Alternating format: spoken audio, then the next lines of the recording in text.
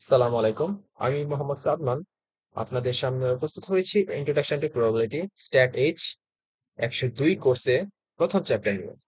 প্রথম চ্যাপ্টার হচ্ছে basic concepts of probability এবং আমরা এই চ্যাপ্টারটিকে তিনটি ভাগে ভাগ করেছি। প্রথমে হচ্ছে ডেফিনেশন, দেন থিওরাম এবং শেষে আমরা ম্যাথের আলোচনা করব। তো আজ প্রথম পত্র ডেফিনেশন নিয়ে আলোচনা করব। আমাদের চ্যানেলে স্বাগত। আপনি যদি এই কোর্সের বাংলা ভার্সন পেতে চান তবে উপর নিচে ডেসক্রিপশন বক্সে লিংক দেওয়া থাকবে, দেখে আসবেন।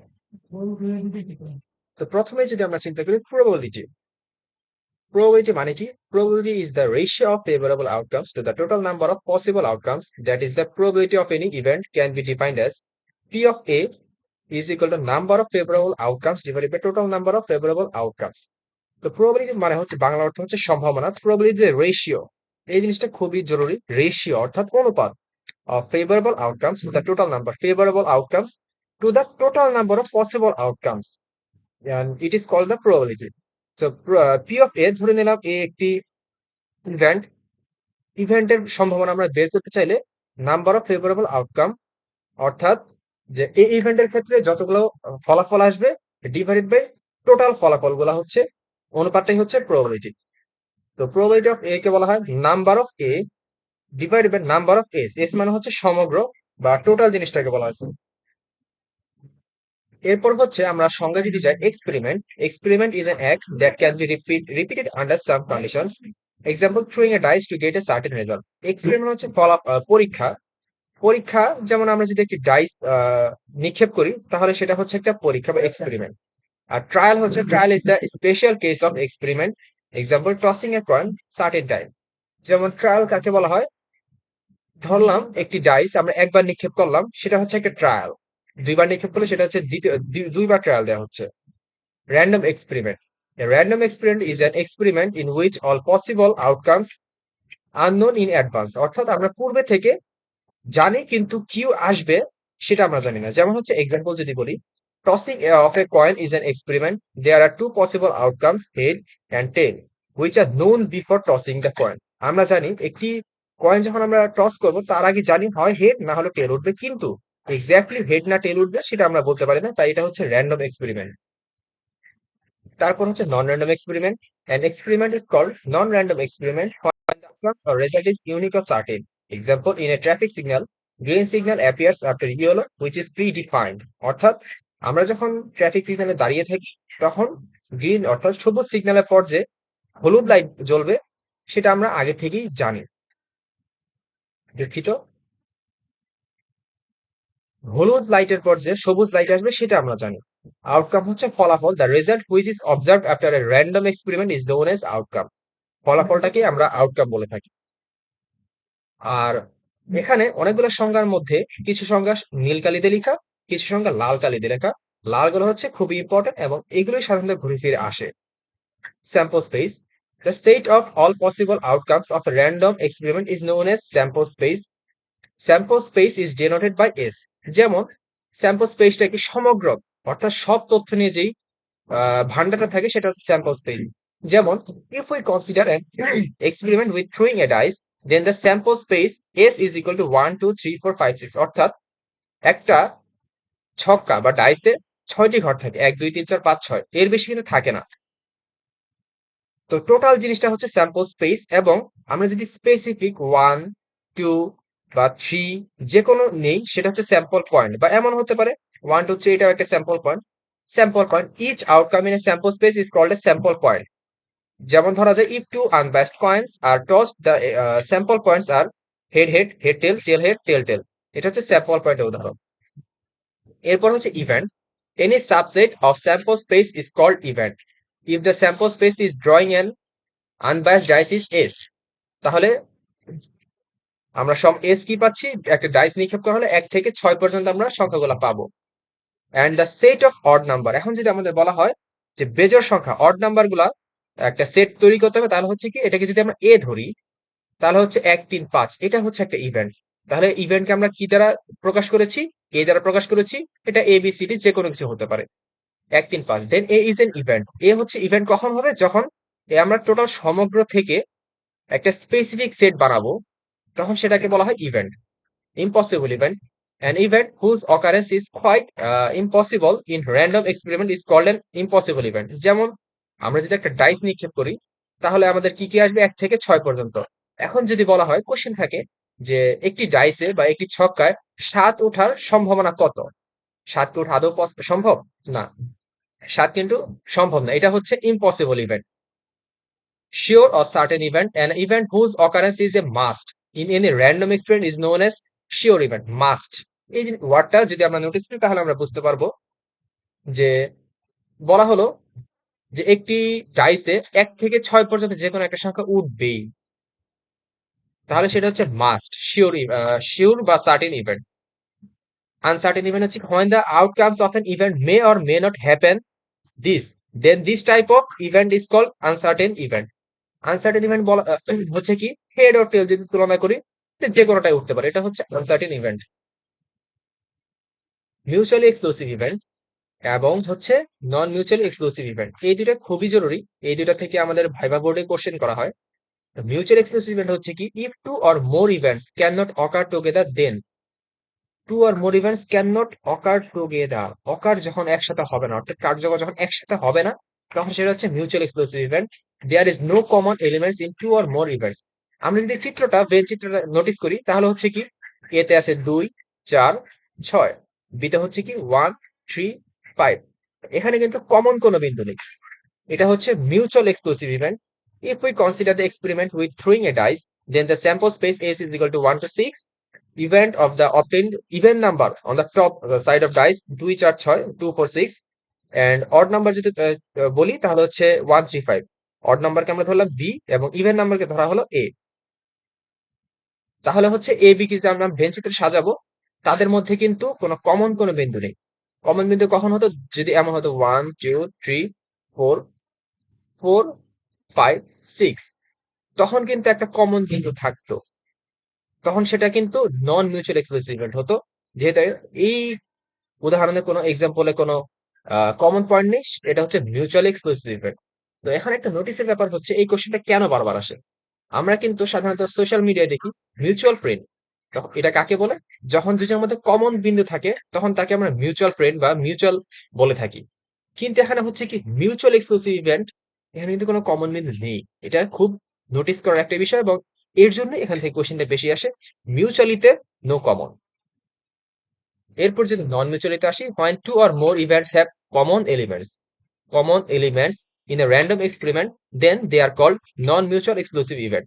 There is common elements in two or more events. এটা হচ্ছে নোট করার বিষয়। এক্সাম্পল, A যদি হয় 1 2 4 5 and B যদি হয় 2 3 5 6, then A and B are non-mutually exclusive event. কেন? আমরা যদি এই ভেন চিত্রটাকে নোটিস করি তাহলে হচ্ছে 1 2 4 5 এটা হচ্ছে এতে আছে, এবং বিতে যদি তুলনা করি 2 3 5 6, এখানে কিন্তু কমন একটা বিন্দু আছে। এই কমন বিন্দুটাই হচ্ছে নন মিউচুয়াল এক্সক্লুসিভ ইভেন্ট। অর্থাৎ যখন আমরা কমন কোনো বিন্দু পাবো বা কমন কোনো সেট পাবো তখন সেটা হচ্ছে নন মিউচুয়াল, এবং যখন কমন পাবো না তখন সেটা হচ্ছে মিউচুয়াল। কমপ্লিমেন্টারি ইভেন্ট, কমপ্লিমেন্টারি মানে কি পরিপূরক।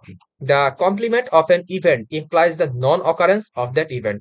যেমন আমরা যদি একটা ইভেন্ট এ ধরি তাহলে ধরলাম লেট এ সমান সমান 1 3 5 এবং স্যাম্পল স্পেস হচ্ছে 1 থেকে 6, দেন এ বার হবে এই তিনটা বাদ দিয়ে স্যাম্পল স্পেস থেকে যাগুলো থাকবে, যেমন 1 3 5 1 3 5 যদি বাদ দিই তাহলে কি থাকছে 2 4 6। সুতরাং এ বার, এটাকে আমরা বার বলি, A bar is equal to 2 4 6। Supplementary event, এটা খুব একটা জরুরি, তবে জেনে রাখা ভালো। If the union of sets of the obtained same mutual exclusive events in a random experiment is equal to the sample space,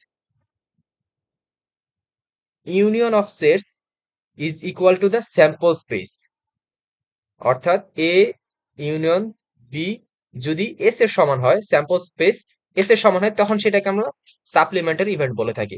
যেমন লেট এ সমান সমান 1 3 5 and বি সমান সমান 2 4 6 with the events of sample space 1 থেকে 6 পর্যন্ত, then this is a supplementary event cause A union B is equal to 1 3 5 2 4 6। এটা যদি আমরা ইউনিয়ন করি তাহলে হচ্ছে 1 2 3 4 5 6 সমান সমান, আমরা কি দেখতে পেরেছি এস সমান সমান কি দেওয়া ছিল 1 থেকে 6। সুতরাং এটা হচ্ছে supplementary event. Null event, an event having no sample point is called a null event. It is denoted by phi. এটাকে phi বলা হয়, phi। অর্থাৎ একটা ফাঁকা ঘর বা ফাঁকা সেটটাকে বলা হয় নাল ইভেন্ট। ভেন ডায়াগ্রাম সম্পর্কে আমরা একটু পরে বিস্তারিত জানবো। The diagram by which can show the relations between subsets and the corresponding universal set is called Venn diagram. অর্থাৎ আমরা যে সেটগুলো লিখি সেটা চিত্রের মাধ্যমে যে প্রকাশ করা হয় সেটা হচ্ছে ভেন ডায়াগ্রাম। তো definition of union of sets. এখন আমরা ইউনিয়ন নিয়ে আলোচনা করবো। ইউনিয়ন জিনিসটা কি? Let A and B two sets, the union of two sets A and B indicates a set which are the elements of A or the elements of B or the elements of both A and B. The union of set A and B is denoted by A union B.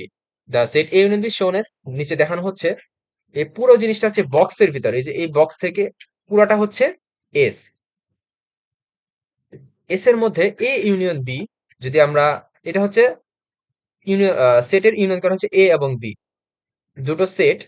অর্থাৎ এই পুরাটা আমরা যে mark করা আছে colour দিয়ে, এই পুরো মার্কটা হচ্ছে এ ইউনিয়ন বি। অর্থাৎ আমরা যদি ধরে নিলাম এ হচ্ছে A is equal to 1 2 3, B is equal to 4 5 6।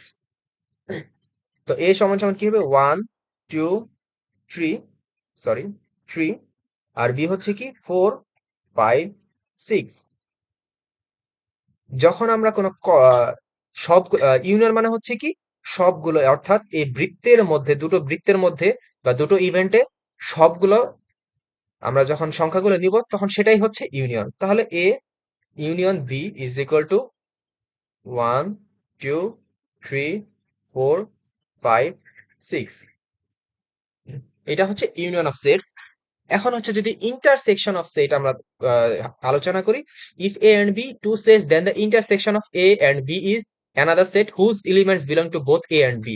অর্থাৎ বোথ এ এন্ড বি তে তাদের এলিমেন্টস গুলো থাকবে। যেমন আমরা এখানে হচ্ছে যদি হিসাব করি, এ is equal to 1 2 3 4 and b is equal to 4 5 6, দেন আমরা কিন্তু দেখতে পাচ্ছি এ তেও 4 আছে, বি তেও 4 আছে। তখন সেটা হচ্ছে ইন্টারসেকশন অফ সেট। শুধুমাত্র কমন বিন্দুটা বা কমন যে এলিমেন্টটা থাকবে সেটাই হচ্ছে ইন্টারসেক্ট। যেমন এ 1 2 3 4 5 6। তাহলে এই বৃত্তের ক্ষেত্রে যদি আমরা তুলনা করি তাহলে কি হচ্ছে? এখানে হচ্ছে 1 2 3 4 সবগুলো আছে, অর্থাৎ 1 2 3 সবগুলো আছে। আর এই বৃত্তের ক্ষেত্রে যদি তুলনা করি ভেন চিত্রের, তাহলে হচ্ছে 4 5 6 আছে, 4 5 6 আছে। তাহলে কমন বিন্দু কোনটা? 4। এটা হচ্ছে ইন্টারসেক্টের মাধ্যমে প্রকাশ করা হয় বা উল্টা ক্যাপ। তাহলে আমরা যদি এটাকে ইন্টারসেক্টের মাধ্যমে লিখি, A intersect B is equal to 4। শুধুমাত্র কমন বিন্দু নিয়ে হচ্ছে intersection. Set difference. The difference between two sets A and B is such a set that contains all elements that are in A but not in B. অর্থাৎ ধরি A সমান সমান 1 2 3 4 5 and B সমান সমান 2 4 6। তাহলে হচ্ছে 2 কাটাকাটি যাবে, সোজা বিয়োগ করতে হয় 4 4, আর 6 যেহেতু উপরে নেই সুতরাং এটা লাগবে না, এটা অটোমেটিক কেটে যাবে। থাকলো কি 1 3 5। অর্থাৎ A minus B is equal to 1 3 5. The set A minus B shown as Venn diagram. Venn diagram এর মাধ্যমে চিত্রে দেওয়া হলো। Difference between prior and posterior definition of probability. এটা খুবই জরুরি এবং আমাদের বারবার বলা হয় এটা মনে রাখার জন্য। তো প্রায়োরি প্রবাবিলিটি হচ্ছে কি? Priori probability is defined as the ratio of favorable outcomes to the total number of possible outcomes. R posterior হচ্ছে কি লিমিটিং ভ্যালু। অর্থাৎ একটা প্রবাবিলিটি যখন লিমিট দেয়া থাকবে না, অর্থাৎ ফাইনাইট সসীম নির্দিষ্ট সংখ্যক থাকবে সেটা হচ্ছে প্রায়োরি, এবং যেখানে লিমিটিং ভ্যালু অর্থাৎ অসীম পরিমাণ থাকবে সেটা হচ্ছে পোস্টেরিয়র। যেমন আমরা হচ্ছে প্রবাবিলিটি অফ এ সমান সমান number of A divided by number of S, এটা হচ্ছে প্রবাবিলিটি অফ এর, অর্থাৎ প্রায়োরি সূত্রের মাধ্যমে আমরা পেয়ে থাকি। আর যদি পোস্টেরিয়র সূত্রে তুলনা করি, probability of A is equal to limiting number of S tends to infinite, number of A divided number of S. আর হচ্ছে টোটাল স্যাম্পল পয়েন্টস হচ্ছে ফাইনাইট, আর পোস্টেরিয়র ক্ষেত্রে হচ্ছে ইনফাইনাইট। That's it. আশা করি আপনারা সবাই বুঝতে পেরেছেন। যদি সমস্যা থাকে অবশ্যই আমাদের জানাবেন কমেন্টস এর মাধ্যমে।